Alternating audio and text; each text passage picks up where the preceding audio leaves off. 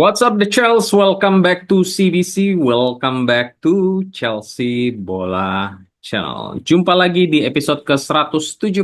Kemarin kita sudah membahas 3 orang ex-Brighton di balik Chelsea Football Club. So, buat teman-teman yang ketinggalan, dapat langsung klik link di atas. Oke, jadi di episode kali ini kita akan tinggalkan sejenak kemelut yang terjadi di belakang layar dari klub Chelsea. Sekarang kita akan fokus ke preview match FA Cup putaran keempat antara Brighton versus Chelsea. Namun seperti biasa, sebelum lanjut menonton channel CBC ini, teman-teman dapat langsung klik tombol like. Dan buat yang pertama kali menonton channel CBC ini, dapat langsung klik tombol subscribe. Oke, without further ado, let's get started. Ya, pertandingan putaran keempat di Piala FA kali ini akan menjadi pusat perhatian, ya. Tepatnya di Stadion Amex. Karena laga ini itu adalah laga di mana kedua tim ini berada di papan atas, ya. Cukup bersaing. Di samping juga ada match antara Aston Villa versus Tottenham. Dan tentu saja The Seagulls ini akan membawa misi balas dendam yang dimana mereka sebelumnya itu kalah 4-2 di Stamford Bridge dalam pertemuan terakhir 4 bulan yang lalu di Liga Inggris. Ya, kalau di sini kita bisa lihat dari klasmen terakhir Chelsea ada di peringkat keempat dengan 43 poin, sedangkan Brighton sendiri berada di peringkat ke-10 dengan 34 poin. Ya, jadi kedua tim ini selisihnya itu ada 6 peringkat di klasmen ya guys. Kemenangan di Liga Inggris di awal musim saat melawan Manchester United, Man City, Tottenham, terus ada Newcastle, ya.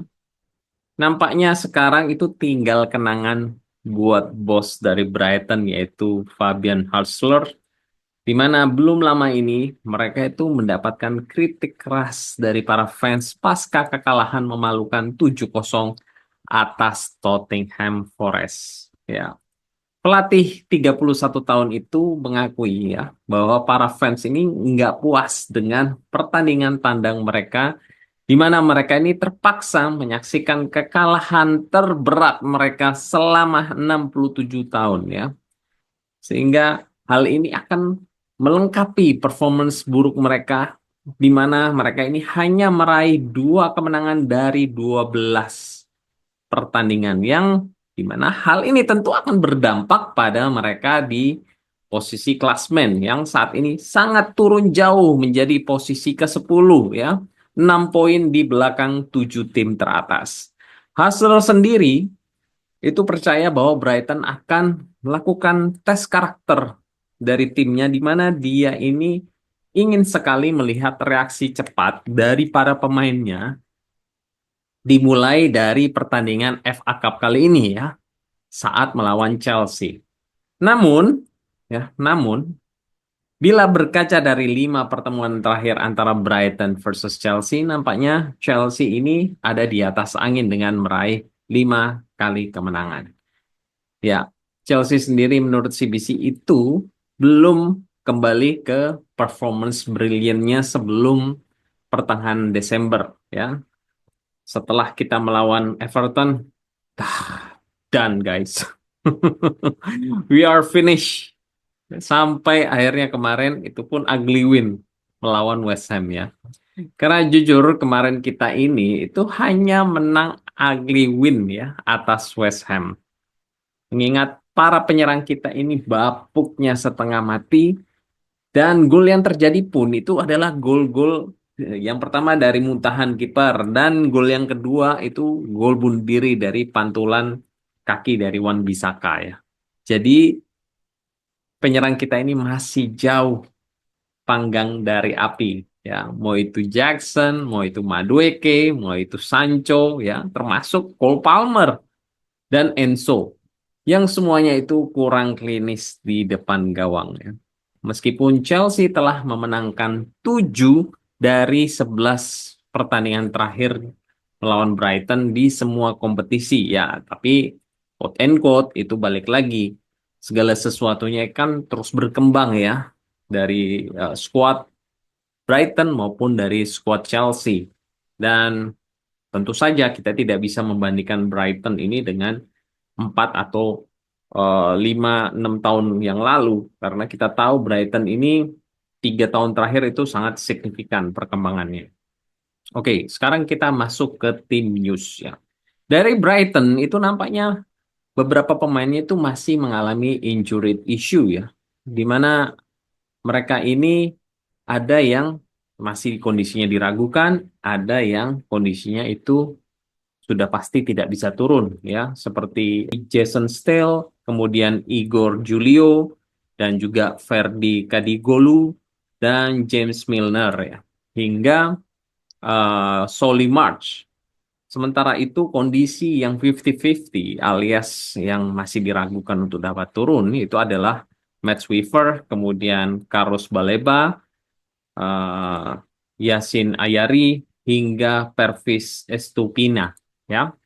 Namun pemain baru mereka yaitu Eran Kasin itu dapat saja turun untuk dapat berduet bersama Lewis Dang di bek tengah. Begitu juga dengan Diego Gomez dan juga Matt O'Reilly yang juga baru datang. Diharapkan mereka ini dapat turun untuk menemani Danny Welbeck sehingga Joe Pedro itu dapat dipindahkan ke posisi penyerang tengah ya. Chelsea sendiri saat ini masih sama, yaitu Mudryk itu terkena suspend, kemudian Fofana dan Kellyman itu masih cedera hamstring, Lavia Badiashile itu cedera paha ya. Jadi mereka semua ini tidak dapat turun meskipun Badiashile itu terlihat sudah mulai bergabung dengan tim di training session ya.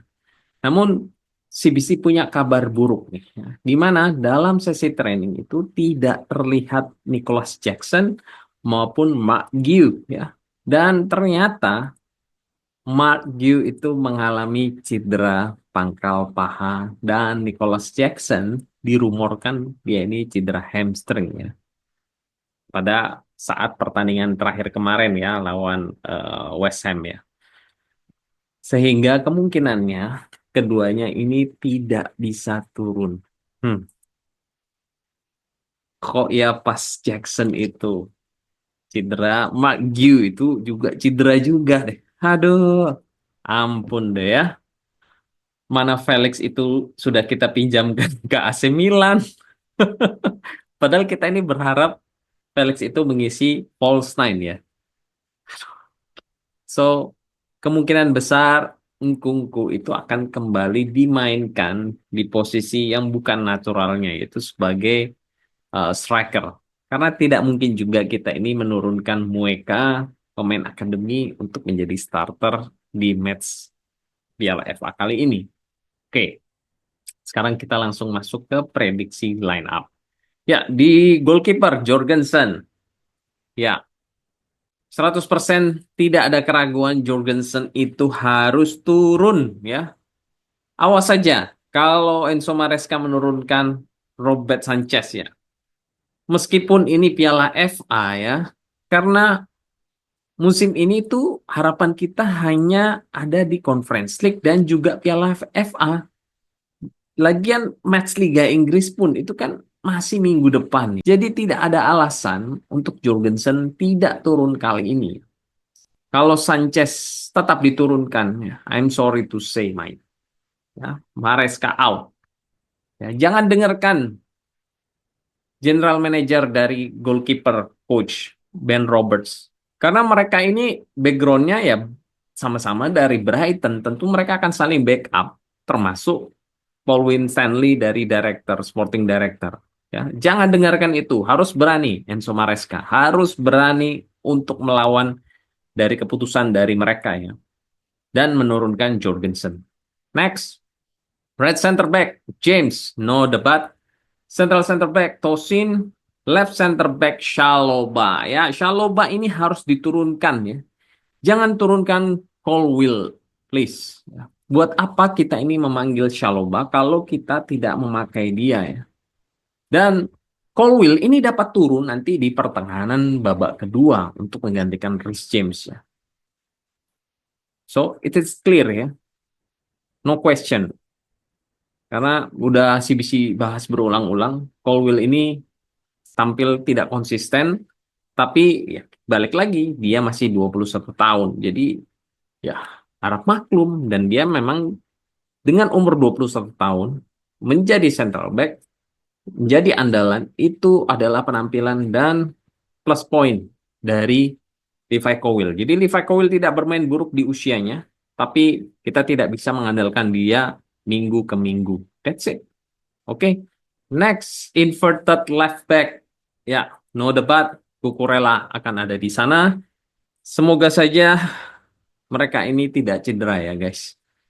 Karena Renato Vega sudah ke Juventus. Tuh. Jadi tidak ada backup lagi ya untuk posisi left back. Dan Chilwell juga sudah ke Crystal Palace. Oke, next, defensive midfielder Caicedo ya, tentu saja karena Lavia itu cedera. Kemudian box to box ada Enzo, Cole Palmer di attacking midfielder, dan right winger Neto ya, please no more Madueke ya. Karena CBC perhatikan tiap kali dia hilang bola ya, dia ini selalu terlihat berjalan dan seperti meratapi kehilangan bola.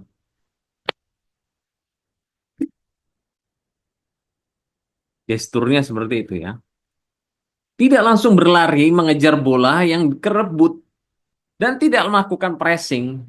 So, Neto please come into the right winger. Next, left winger. Ya, siapa lagi kalau bukan Sancho? Meski CBC kemarin kritik Sancho tidak memberikan effort apapun ya di pertandingan West Ham. Tapi mau gimana lagi? Kita nggak punya siapa-siapa. Karena Modric itu kan suspend. Cuma tertinggal George. Tapi kan masih academy player, belum matang ya. Menurut CBC kemungkinan eh, Sancho akan kembali mengisi left winger.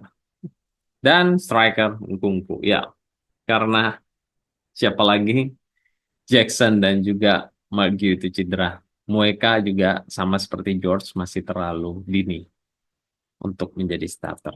Ya, score prediction berkaca dari kekalahan mereka 7-0 di pertandingan terakhir versus Forest dan juga pertemuan dengan Chelsea terakhir dengan kemenangan Chelsea 4-2, ditambah lagi Brighton ini hanya memenangkan 1 dari 8 pertandingan di kandang terakhir mereka. Maka meski Chelsea di pertandingan terakhir itu lini depannya itu bapuk, tapi tetap saja CBC yakin Chelsea akan memenangkan pertandingan kali ini dengan skor 2-0. Break the leg Chelsea. Dan buat teman-teman semua ya, jangan lupa setel alarm besok malam atau besok minggu dini hari pukul 3 waktu Indonesia bagian Barat untuk menyaksikan pertandingan Brighton versus Chelsea. Apakah ada watch along buat member CBC? Ya, kalian nanti cek aja channel CBC saat match berlangsung. Siapa tahu CBC itu akan live ya. CBC berusaha sebisa mungkin untuk mengadakan live. Karena CBC juga perlu teman untuk nonton bareng ya. Oke, I think that's all di episode ke-176 kali ini. Don't forget to support channel CBC ini by subscribe, like, dan share. Thank you for watching. Take care. God bless. And happy weekend. Keep the blue flag flying high. Come on, the Charles.